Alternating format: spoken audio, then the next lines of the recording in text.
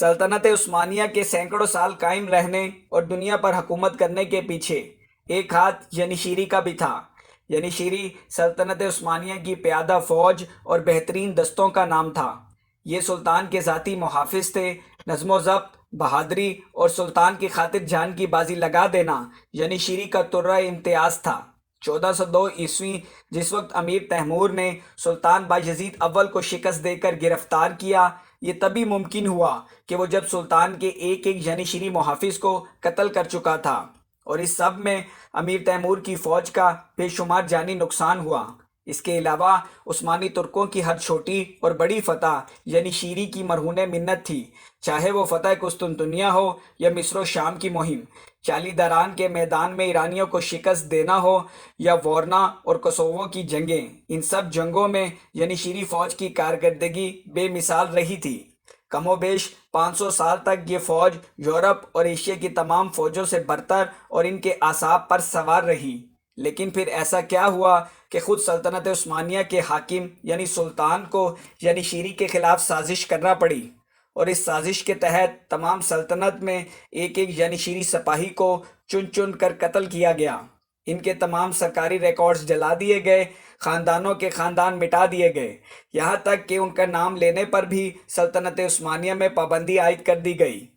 ترکی کے لوگ آج بھی ینیشیری سے اتنی نفرت کیوں کرتے ہیں کہ وہ ان کے قتل عام والے واقعے کو واقع خیرہ یعنی خیر پر مبنی واقعہ کہتے ہیں؟ اس بات کو تفصیلی طور پر آپ کے گوش گزار کرتے ہیں۔ ینیشیری نامی فوج کی تشکیل 1365 میں ہوئی۔ اس سے پہلے عثمانی فوج وقتی ضرورت کے تحت مختلف ترک قبائل سے اکٹھی کی جاتی۔ اس فوج کی وفاداری سلطان سے زیادہ اپنے قبیلے کے سرداروں سے ہوا کرتی تھی، لہذا جب عثمانی سلطنت پھیلنا شروع ہوئی تو ایک ایسی باقاعدہ فوج کی ضرورت محسوس کی گئی جو صرف سلطان کی وفادار ہو۔ تب ایک جنگ میں پکڑے گئے غیر مسلم قیدیوں کو اسلام قبول کروانے کے بعد انہیں سلطان کے ذاتی محافظ کا درجہ دے دیا گیا۔ یہیں سے اس فوج یعنی ینیشیری کا آغاز ہوا۔ اس کے بعد بلقان اور اناطولیہ کی غیر مسلم ریاست سے ان کے 8 سے 18 سال تک کے کم عمر بچے خراج کے طور پر لیے جانے لگے۔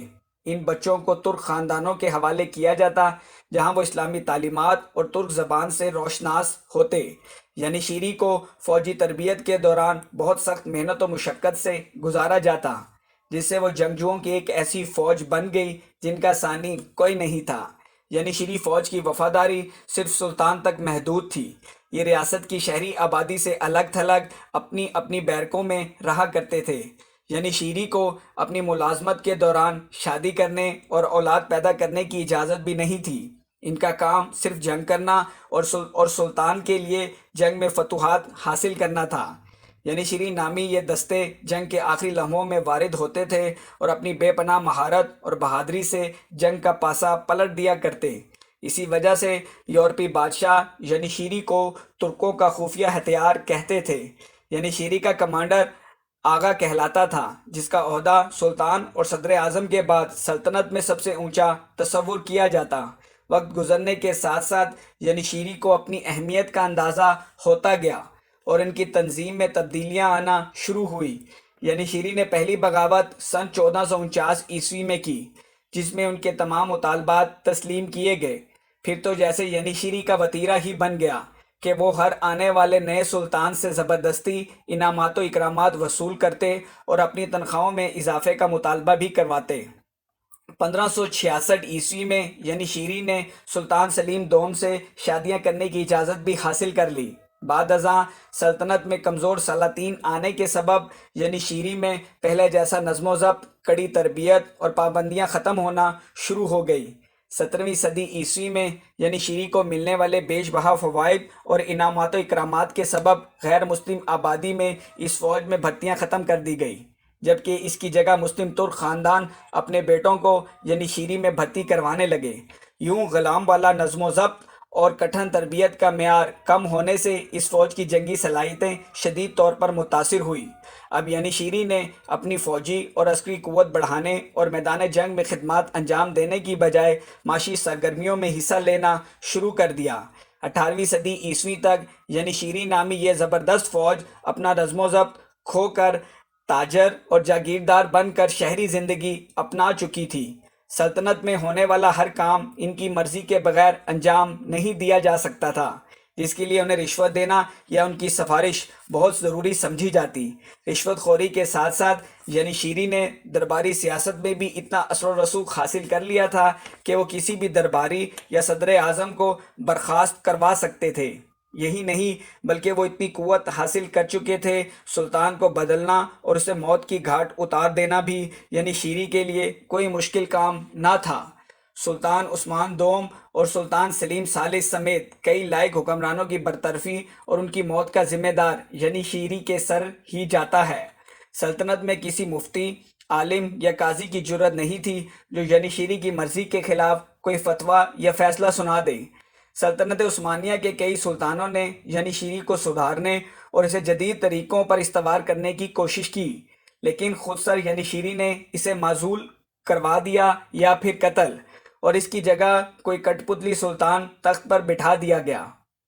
18ویں صدی عیسوی کے آخر تک جنیشیری سلطنت عثمانیہ کے لیے ایسا ناسور بن چکے تھے جو نہ صرف سلطنت کو اندرونی طور پر نقصان پہنچا رہا تھا، بلکہ اب انہوں نے بیرونی حملہ آوروں مثلاً روس اور پولینڈ وغیرہ سے بھی ساز باز کرنا شروع کر دی تھی۔ سلطنت کے تمام لوگ جنیشیری فوج سے بری طرح سے بدظن ہو چکے تھے، لیکن ان سے چھٹکارا حاصل کرنے کی کوئی صورت نظر نہیں آ رہی تھی۔ تب 1808 عیسوی میں سلطان محمود دوم نے سلطنت عثمانیہ کی بھاگ دوڑ سنبھالی۔ آپ جنیشیری کی رشوت، خودسری اور مکاریوں سے باخبر ہونے کے ساتھ ساتھ گزشتہ سلطانوں کے انجام سے پوری طرح باخبر تھے، اس لیے سلطان محمود دوم نے جنیشیری فوج کے خلاف اچانک کوئی کارروائی نہ کی، بلکہ وہ خاموشی سے جنیشیری مخالف قوتوں کو اپنے ساتھ ملاتے رہے۔ سلطان محمود نے اپنی فوج میں ہزاروں توپچی بھرتی کیے، سلطنت کی دیگر افواج اور دستوں کو خصوصی تربیتیں دی گئی، جبکہ جنیشیری کو مزید آرام پرست اور ناکارہ بنانے کے لیے ہر طرح کی ڈھیل دی گئی۔ کئی سالوں کے صبر اور منصوبہ بندی کے بعد 1826 عیسوی میں سلطان محمود ثانی نے جنیشیری سے متعلق کچھ سخت فیصلہ کر کے انہیں بغاوت پر اکسایا، اور جنیشیری نے پہلے کی طرح سلطان کا قتل کرنے کے لیے قصر سلطانی کا گھیراؤ کر لیا۔ لیکن اس مرتبہ سلطان، عوام اور سلطنت کے دیگر ادارے اس بغاوت کے لیے پہلے سے ہی تیار تھے۔ سلطان کے گھوڑ سوار دستوں نے ان پر دھاوا بول دیا، جبکہ توپ خانے سے ان پر بھاری مقدار میں گولہ باری کی گئی، جس کے نتیجے میں 6000 جنیشیری موقع پر ہی ہلاک ہو گئے۔ ان کی چھاؤنیاں جلا کر راکھ کر دی گئی، جن میں ہزاروں جنیشیری جل کر مارے گئے۔ استانبول میں ہوئے اس واقعے کے بعد تمام سلطنت میں ایک لہر اٹھی، جس کے تحت عوام چن چن کر جنیشیری افواج کا قتل عام کرنے لگی۔ یوں 2 سال کے اندر 500 سال پرانی اس فوج کا قلعہ کما کر دیا گیا، ان کی جائیدادوں پر قبضہ کر لیا گیا، سرکاری ریکارڈ سے ان کے نام مٹا دیے گئے، ان کے خاندان گمنام کر دیے گئے۔ جنیشیری کے اس خاتمے کو ترکی زبان میں واقعہ خیرہ بھی کہا جاتا ہے۔ آپ لوگوں کے پیار بھرے کامنٹس اور لائکس کا بہت بہت شکریہ۔